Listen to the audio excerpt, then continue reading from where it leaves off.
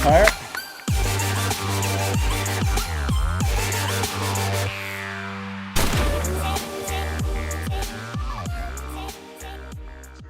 Hey guys and girls, Fox Green back here again from beautiful sunny Cork in Ireland. Today I'll be comparing my SSG24, which I've had now for 3 years and has been my trusty, reliable gun, against my 3-month-old SSG10A2. I'll be comparing both these guns to see why they're the price they are, which one is the one for you, in terms of accuracy, range, compatibility with other parts, and sound. So this will be a very comprehensive test, going through multiple different things about these two guns. So the first thing I'm going to talk about is my SSG24, and we're going to go through basically some of the features of it and some of the stats. So this, as you can see, is the full length version, right, which I've always used with the suppressor, making it quite a long gun. But the gun as it stands is 115 centimeters long. And it weighs roughly 2.6 kilos without your scope on it, so basically out of the box. The price of this gun currently is €449 on Novritsch shop in the EU. So it's an expensive gun, airsoft gun, especially for a bolt action sniper, but it's made of extremely good parts. So its glass reinforced polymer stock is the same as the real steel variant, and also it's made of a lot of aluminium parts and hardened steel internal parts, such as around the trigger unit and sears. So it's an extremely well built gun. You could definitely use this thing as a baseball bat. It's not like a VSR, there's no barrel bend. It's a really good gun, and I can testify because I've been using this gun for 3 years, and it's basically what created my channel. So reliable, still really accurate to this day, and even in our one dual environment here in Ireland, it's able to get nice 65 meter length shots, and sometimes 70 if I lob them. So it's a great gun, really robust.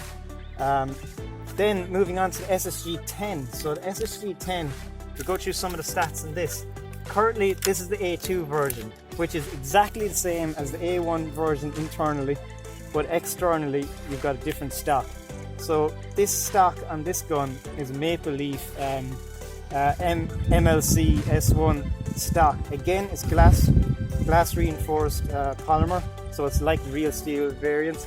It's got some of these covers here with M-lock rails for things like attachments like bipods. But the length of this gun is, as you can see, first of all, with the length of this gun, it's actually, I've put on the shorter outer and inner barrel. It came with the long version, and they all do.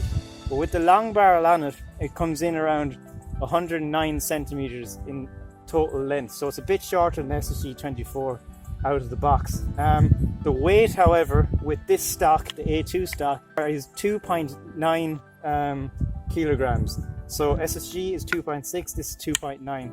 You must note that if you get the A1 version, it'll drop down to actually 2.3 kilograms. So the A1 variant, just the stock different, is lighter than the SSG24, but A2 is heavier than SSG24. This gun retails at $499 for the A2, the tactical version, and it retails at $299 for the A1 version.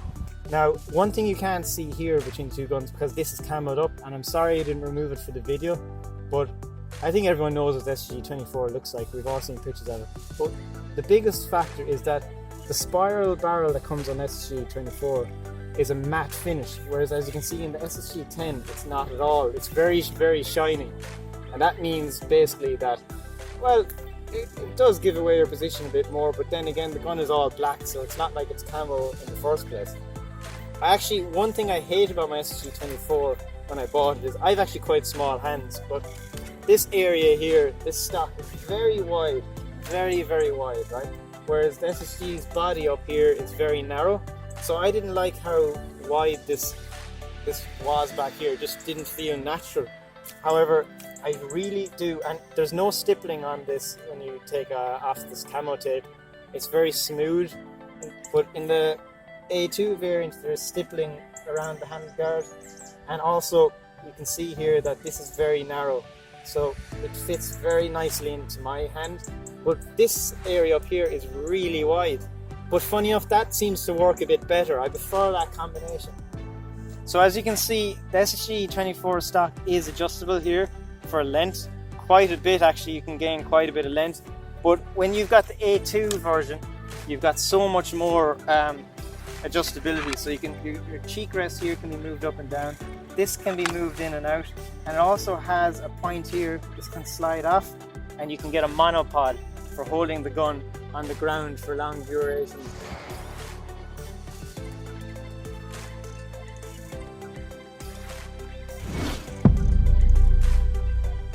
So another thing I want to mention in these guns are the internal parts, right? So the SSG24 has a lot of modified parts in it, right? So it comes with a 6.01 Type R precision barrel. It's a brass barrel, but it comes with a modified bucking, and the hop-up chamber, in my opinion, it comes with obviously a clickable hop-up. Now I have this changed out to TDC because I found that the SSG24 had somewhere around region of 10 clicks, which was it wasn't precise enough. Sometimes it'd be too much hop-up, sometimes it's too little, so I changed out for TDC.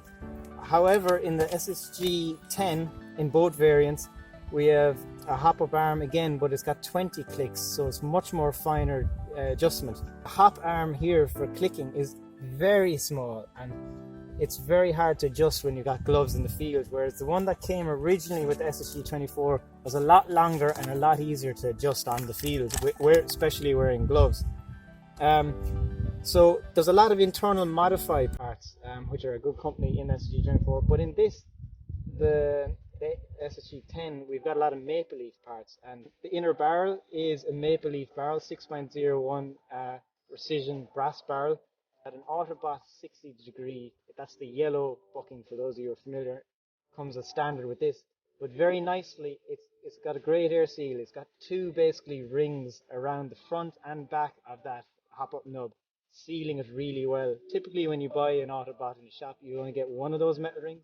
So Novritsch has gone and put two into this, which gives it a really good air seal, as you can see from my test.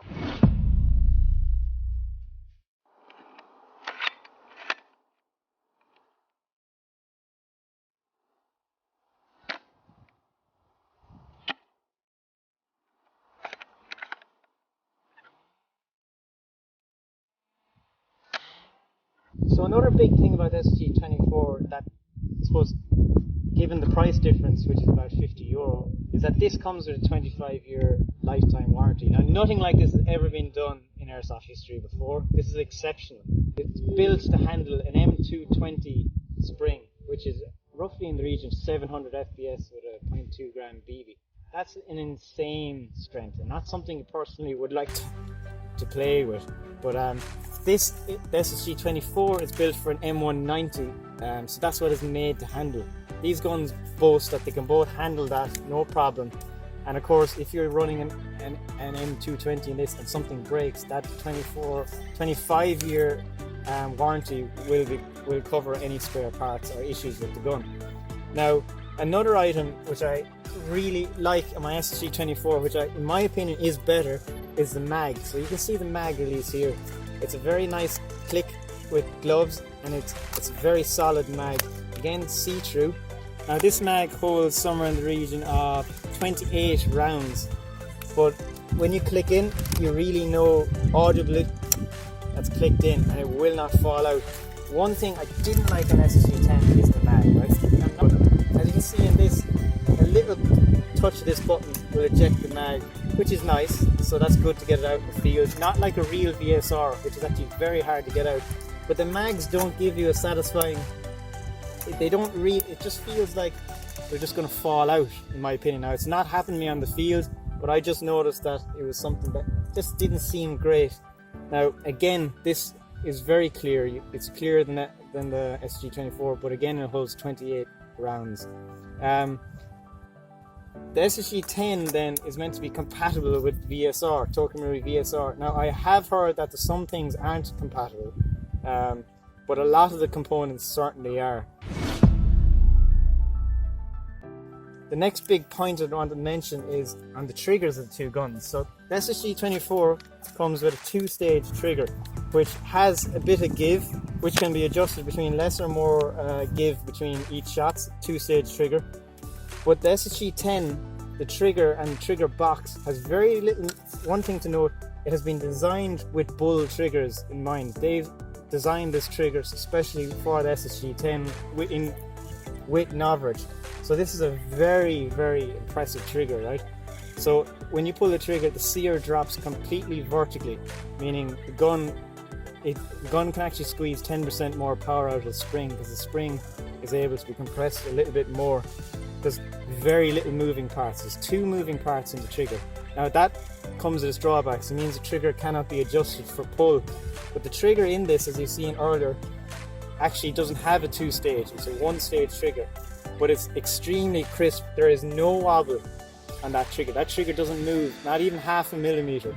So when you put your finger on it, it takes a significant amount of pull before it'll break. But when it breaks completely cleanly. Whereas the SSG24 trigger is a bit, it's a bit loose. You can see it there. This is not anything like it. So the trigger is definitely way better than this, and it has to be to handle the M220. So another thing I wanted to mention is that both these guns are left-handed, as you can see, which means they're both left-handed compatible. Novritsch sells different left-handed kits for the 2 guns, but it's really useful, especially for someone like me who can't actually use my right eye. It's not that I'm actually right-handed technically, but I always have to shoot left-handed as a result of that. So it's really nice that both guns are left-handed compatible. It's really, really handy. So the pistons in these guns, right? They're very different, completely different actually in one way. SSG24 doesn't come compatible with an air brake. So now what that means is an air brake is like almost like a needle that goes on the end of the piston, which makes it much quieter when the gun is fired. Now it's important to note that it also reduces FPS a little bit, so if you put one in, you might need to compensate by putting a bigger spring in to get your FPS back up. I have a video of me installing it in the SSG10 because this is air brake compatible. The piston comes with a pre-drilled hole in the top where you can fit the air brakes in, and away you go. That brings me on to another very important thing, which I'll be testing later, is the sound of these 2 guns. Out of the box, SSG24 is louder, and that's with the same length barrel with shooting BBs, etc. This doesn't come with the air brake installed out of the box, but it is noticeably quieter.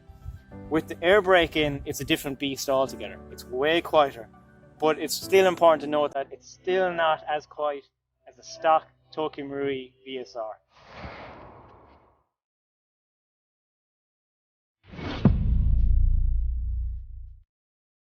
So both these guns, guys, when you buy them, they don't come with a scope, so you need to buy a scope. They only come with 1 mag each. They also do not come with the mounting points for a sling, so you have to buy them additionally. Now, in this SSG24, it's not a QD sling. However, in the SSG10, it is. So I can push this button and release it. Very, very nice and very, very solid. So the sling points in the SSG10, I think, with being QD, are a lot better, whereas these ones are pinned. You have to push a pin through, and they're not easy to remove in the field, especially if it's annoying you. So I definitely much prefer the sling points in these guns in the SSG10 versus the SSG24. The buttstock on both of these guns is rubberized. Now you can't see it in SSG24 because it is camoed up, but it is rubber buttstock on both sides, and they do come with Novritsch's name on both of them.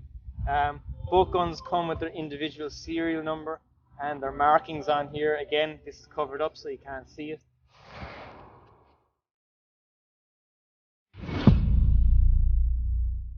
Okay, so now I'm going to shoot a couple of shots down there at a bit of range, and just so you can see the flight of the BB. So I'm going to be shooting down over that tire, or even through it if I can. So let's try it out.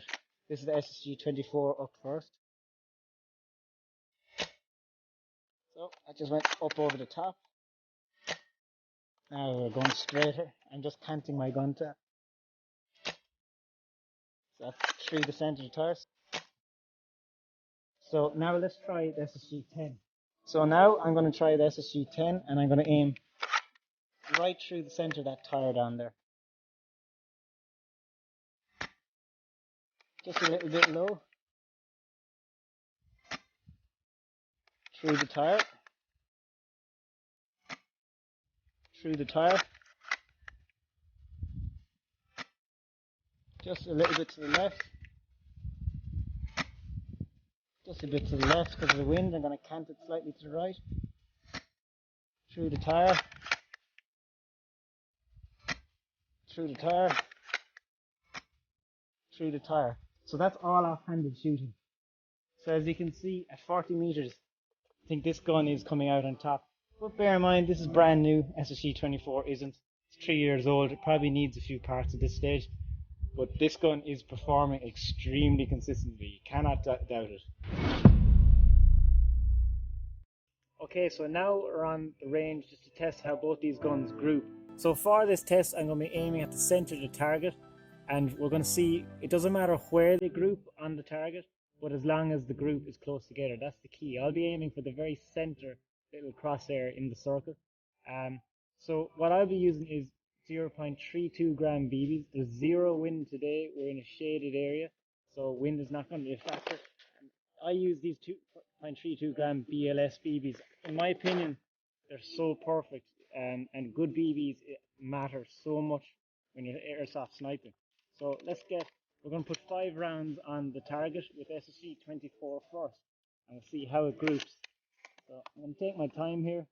So I'm aiming right at the center. Now for the second shot, third shot, fourth shot, and finally the fifth shot.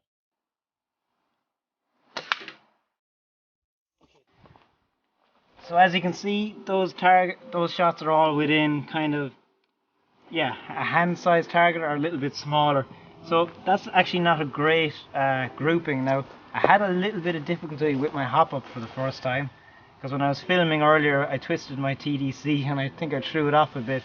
So it's probably not performing as good as it should here. I would expect it to be about half as tight as that.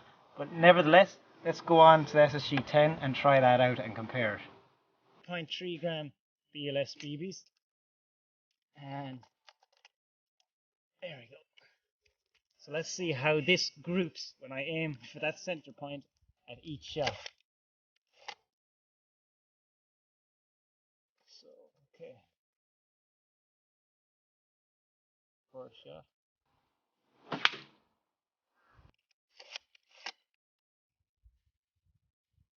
Second shot. Do the exact same hole. Third shot. Through the exact same hole. Sniper in the house. Fourth shot. Same hole. And last shot. Slightly off. So okay, that shot exceptionally well. Now I noticed that all shots are low on the page. Does not matter. This is a grouping test. I hadn't sighted in to hit the center of the target with the scope. The scope is actually, I have it zeroed to hit targets at around 40 meters. So the shots will come up in that distance to meet the center of the crosshair.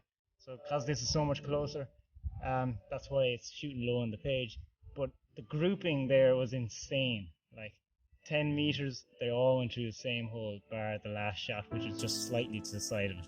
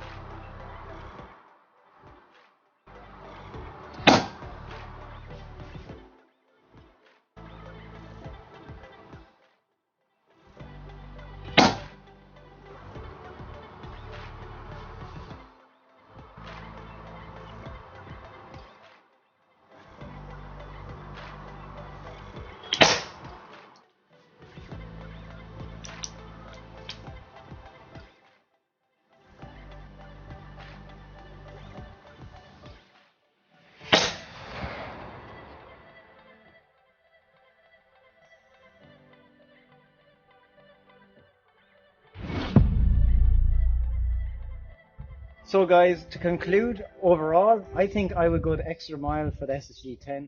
It's a little bit more expensive, but bear in mind, you could also get the A1 variant, which is cheaper than the SSG24.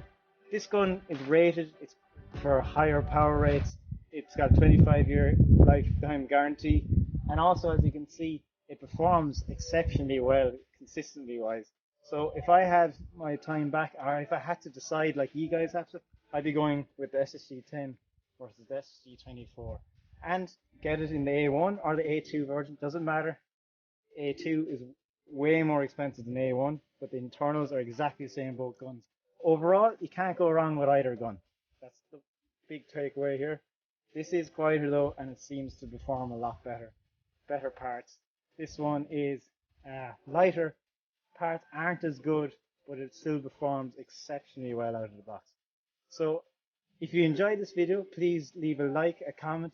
Don't forget to subscribe, hit that notifications button for more review videos and especially really interesting one duel gameplay videos. I'm Fox Green. Thanks for having me. I'll talk to you soon.